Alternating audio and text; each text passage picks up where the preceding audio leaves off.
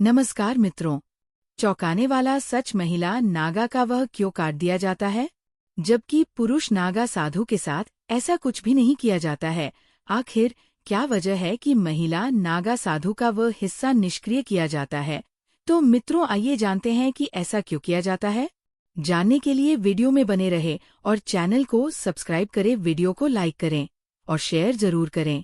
और मित्रों, महिला नागा साधु कैसे बनती है, इसकी वीडियो हमारे चैनल पर मौजूद है, कृपया एक बार उसे भी अवश्य देखें। महाकुंभ 2025 का मेला महिला नागा साधुओं के बिना अधूरा ही रहता है, क्योंकि महिला नागा साधु के पास ऐसे ऐसे चमत्कार होते हैं जिसे देख लोगों के होश उड़ जाते हैं।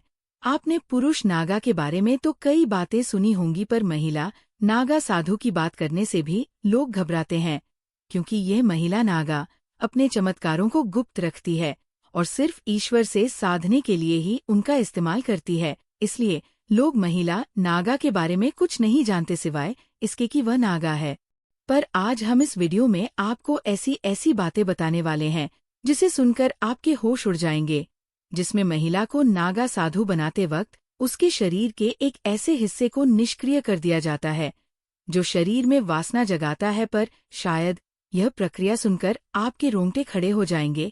आखिर एक आम महिला को महिला नागा साधु कैसे बनाया जाता है? आज की ये वीडियो देखकर आपको सब पता चल जाएगा। पर उससे पहले, अगर आप भी भगवान को मानते हैं तो वीडियो को लाइक करके कमेंट बॉक्स में हर हर महादेव जरूर लिखिए। आइए आगे बढ़ते हैं। महिला नागा साधु कौन होती है? होती भी है या सिर्फ किताबों और कहानियों में मिलती है? क्या सिर्फ पुरुष ही नागा साधु बन सकते हैं? देखिए, इसका जवाब तो मैं आपको अभी बता देता हूँ कि महिला नागा साधु होती है। अब आपके मन में सवाल उठ रहे होंगे कि क्या महिला नागा साधु भी पुरुषों की तरह बिना कपड़ों के हर पल रहती है? और नागा साधु बनने के लिए महिलाओं को अपने जिस्म का कौन सा पार्ट त्यागना पड़ता है? लंबे लंबे बाल, भभूत से लिपटा बिना वस्त्र के बदन, हर पल नशे में डूबी रहना, क्या यही पहचान है एक महिला नागा साधु की? कैसी है इनकी रहस्यमयी दुनिया? सभी जानते हैं कि नागा साधु वो होते हैं जिनके काफी बड़े बड़े बाल होते हैं और वह निर्वस्त्र यानी बिना कपड़ों के रहते हैं और उनके शरीर पर हर तरफ भस्म लगी रहती है। लेकिन नागा साधु के बारे में इतने सारे फैक्ट हैं जिनके बारे में बहुत कम लोग जानते हैं। सबसे पहले आपको बताते हैं नागा साधु बाकी के साधुओं से अलग कैसे होते हैं। नागा साधु कई मायनों में दूसरे साधुओं से अलग होते हैं। सामान्य साधु आपको कहीं भी दिख जाते हैं और उनका रहन सहन का तरीका भी नागा साधुओं से काफी अलग होता है। नागा साधु हर तरीके से इस दुनिया से दूर रहकर तपस्या करते हैं और अलग ही लाइफ जीते हैं। कोई भी बेहद कठिन परीक्षा और लंबे प्रोसेस के बाद नागा साधु बनता है।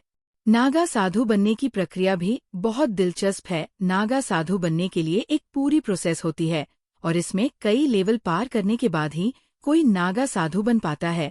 यह प्रक्रिया कई सालों तक चलती है और उसके बाद किसी अखाड़े द्वारा उन्हें नागा साधु माना जाता है। इन लेवल्स को तहकीकात महापुरुष अवधूत लिंगभंग या टांग तोड़ नाम दिए गए हैं।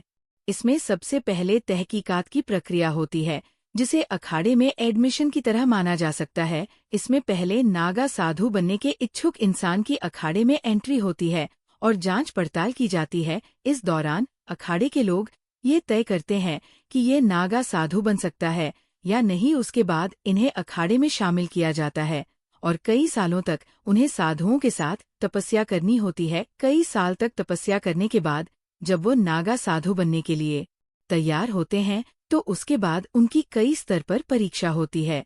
इस दौरान उनके तप त्याग की जांच की जाती है। पहले की प्रक्रिया ब्रह्मचर्य होती है। इसके बाद उन्हें महापुरुष बनाया जाता है। इस प्रक्रिया में उन्हें रुद्राक्ष दिए जाते हैं जो अक्सर नागा बाबा के शरीर पर दिखाई देते हैं। इसके बाद अवधूत प्रोसेस से गुजरना पड़ता है, जिसमें उन्हें बाल कटवाने पड़ते हैं, मतलब मुंडन होता है, और खुद का ही पिंड दान करना पड़ता है। ऐसे में वह अपने परिवार और संसार के लिए मृत हो जाते हैं। इसके बाद वो साधना करते हैं और भगवान में ही लीन हो जाते हैं। इसके बाद एक प्रक्रिया होती है जो अखाड़े में लगे एक खंभे के नीचे होती है। इसी प्रक्रिया में कई रिवाज पूरे किए जाते हैं, जिसमें लिंग भंग की प्रक्रिया भी होती है। इसके बाद उन्हें वासना आदि से मुक्त कर दिया जाता है और उनके लिंग को एक तरह से निष्क्रिय कर दिया जाता है। इस प्रक्रिया के बाद नागा साधु बनते हैं और कुंभ के दौरान ही कई गुरुओं द्वारा नागा साधु बनाया जाता है। और अधिक इनके बारे में जानने से पहले क्या आपने ने कभी एक नागा साधु को देखा है? नीचे कमेंट्स में हर हर महादेव लिखकर जरूर बताइए। आपको बता दें कि महिला नागा साधु बनने से पहले यहाँ महिलाओं को 10 से 15 साल तक कठिन ब्रह्मचर्य का पालन करना पड़ता है। इसके बाद अगर इन महिलाओं के गुरु इस बात से संतुष्ट हो जाते हैं कि महिला ब्रह्मचर्य का पालन कर सकती है, तभी उसे दीक्षा प्रदान की जाती है। नागा साधु बनने के लिए दृढ़ इच्छा शक्ति और सन्यासी जीवन जीने की प्रबल इच्छा होनी चाहिए। महिला नागा सन्यासी बनने से पहले अखाड़े के साधु संत उस महिला के घर, परिवार और उसके पिछले जन्म की जांच पड़ताल करते हैं। महिला को भी नागा साधु बनने से पहले खुद का ही पिंड दान करना पड़ता है और पुरुषों की ही तरह महिला नागा साधु का भी मुंडन किया जाता है। फिर उस महिला को नदी में स्नान के लिए भेजा जाता है। महिला नागा सन्यासी पूरा दिन भगवान का जाप करती रहती हैं और सुबह सुबह जल्दी उठकर शिवजी का जाप करती हैं। इसके बाद दोपहर में भोजन करने के बाद फिर से शिवजी का जाप करती है और शाम को सोती है। अखाड़े में महिला साधुओं को पूरा सम्मान दिया जाता है। जब महिला नागा सन्यासी पूरी तरह से बन जाती है तो अखाड़े के सभी साधु संत उस महिला को माता कहकर बुलाते हैं। साथ ही सन्यासी बनने से पहले महिला को ये साबित करना होता है कि उसका अपने परिवार और समाज से अब कोई मोह नहीं है। इस बात की संतुष्टि करने के बाद ही आचार्य महिला को दीक्षा देते हैं। आपको बता दें कि महिला साध्वी को पूरी तरह से नग्न अवस्था में रहने की इजाजत नहीं है। वो बॉडी पर एक भगवा कपड़ा लपेटकर रहती है। ठंड हो या फिर बरसात, हर मौसम में यही एकमात्र उनकी पोशाक है। तीर्थों में भी महिला साधुओं को नग्न स्नान करने की परमिशन नहीं है। आपको जानकर हैरानी होगी कि कई अखाड़ों में नागा साधु की दीक्षा लेने के लिए विदेशी महिलाओं की संख्या काफी ज्यादा होती है। भारत में जिस तरह नागा साधु इतने कठोर होते हैं और इतनी परेशानियों के बावजूद बिंदास जीते हैं, इसके पीछे क्या वजह है, ये जानने के लिए बाहर के लोगों में काफी दिलचस्पी होती है। यही वजह है कि कुंभ में नेपाल से बहुत सी महिलाएं आती हैं। इनमें कई साध्वी ऐसी होती है जो गृहस्थ जीवन को त्याग कर साध्वी बन गई होती है। जूना अखाड़े में इस तरह की कई साध्वी हैं। इसके अलावा जर्मनी, मॉस्को, अमेरिका समेत अन्य देशों की महिलाएं भी साधु बन जाती हैं। इनमें तो कई ऐसी हैं जो बिल्कुल यंग हैं, जो पढ़ी लिखी हैं। सच कहूं तो इन्हें हरि भजन के अलावा अन्य किसी से कोई मतलब नहीं। ये सभी साध्वी अखाड़ा के नियमों के मुताबिक ही पहनावा और तिलक से सबका श्रृंगार करती है। दोस्तों, अब जो मैं आपको बताने जा रहा हूँ वो काफी हैरान कर देने वाला है। क्या कभी आपने सोचा है कि आखिर ये नागा या महिला नागा साधु सिर्फ कुंभ के मेले में दिखाई पड़ते हैं, लेकिन इसके अलावा इतने वर्षों वह कहाँ रहते हैं, कैसे रहते हैं? शायद ही आप में से किसी ने इस बात पर गौर किया होगा। नागा साधु हमेशा तपस्या में लीन होते हैं। वह साधना के लिए अखाड़े को छोड़ देते हैं और कंदरा में चले जाते हैं। कंदरा का मतलब होता है पर्वतों में मौजूद सुरंग। इसमें भी कई तरह के नागा साधु होते हैं और जगह के नाम पर उनके नाम होते हैं। जैसे पर्वतों में रहने वाले नागा साधुओं को पर्वतागिरी, नगर में रहने वाले साधुओं को पुरी, जंगल में रहने वाले साधुओं को अनन्य कहा जाता है। ये अलग अलग जगहों पर रहते हैं। माना जाता है कि कुंभ से पहले और कुंभ के बाद नागा सन्यासी हिमालय और अन्य पहाड़ों और जंगलों की गुफाओं में बैठकर तपस्या में लीन हो जाते हैं। ये आमतौर पर एक गुफा में कुछ साल रहते हैं और फिर दूसरी गुफा में चले जाते हैं।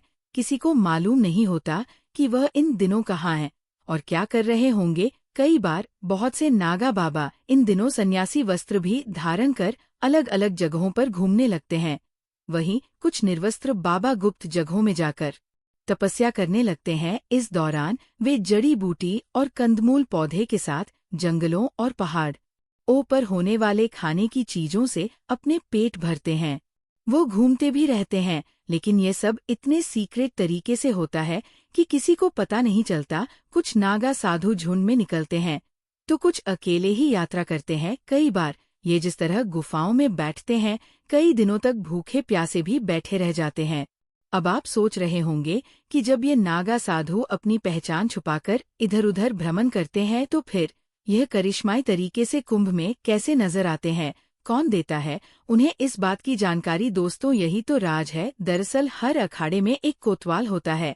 जब दीक्षा पूरी होने के बाद नागा साधु अखाड़ा छोड़ साधना करने जंगल या पहाड़ों में चले जाते हैं, तो यह कोतवाल नागा साधुओं और अखाड़ा के बीच की कड़ी का काम करता है।